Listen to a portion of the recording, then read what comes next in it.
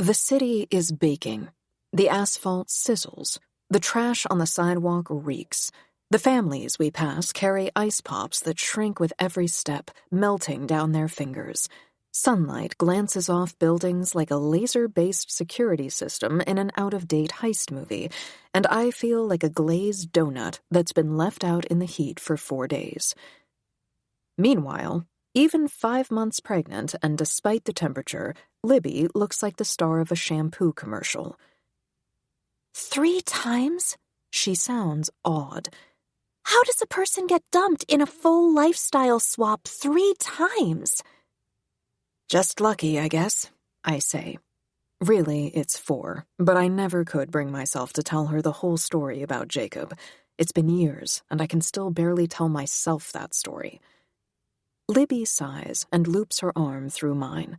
My skin is sticky from the heat and humidity of midsummer, but my baby sister's is miraculously dry and silky. I might have gotten Mom's 5 feet and 11 inches of height, but the rest of her features all funneled down to my sister, from the strawberry gold hair to the wide Mediterranean sea blue eyes and the splash of freckles across her nose. Her short, curvy stature must have come from Dad's gene pool. Not that we would know. He left when I was 3 and Libby was months from being born. When it's natural, my hair is a dull, ashy blonde, and my eyes' shade of blue is less idyllic vacation water and more last thing you see before the ice freezes over and you drown. She's the Mary Ann to my Eleanor, the Meg Ryan to my Parker Posey. She is also my absolute favorite person on the planet. Oh, Nora. Libby squeezes me to her as we come to a crosswalk, and I bask in the closeness. No matter how hectic life and work sometimes get, it's always felt like there were some internal metronomes keeping us in sync. I'd pick up my phone to call her, and it would already be ringing. Or she'd text me about grabbing lunch, and we'd realize we were already in the same part of the city.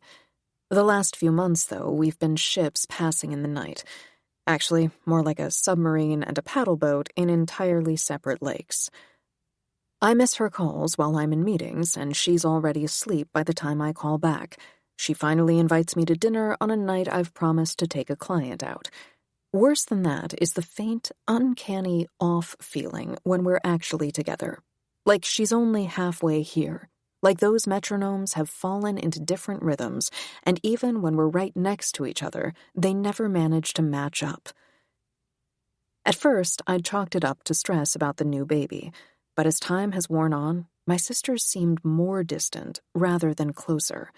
We're fundamentally out of sync in a way I can't seem to name, and not even my dream mattress and a cloud of diffused lavender oil are enough to keep me from lying awake, turning over our last few conversations like I'm looking for faint cracks. The sign has changed to walk, but a slew of drivers rushes through the newly red light. When a guy in a nice suit strides into the street, Libby pulls me along after him. It's a truth universally acknowledged that cab drivers won't clip people who look like this guy. His outfit says, "I am a man with a lawyer." Or possibly just, "I am a lawyer."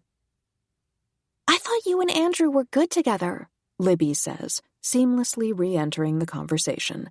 As long as you're willing to overlook that my ex's name was Aaron, not Andrew. I don't understand what went wrong. Was it work stuff?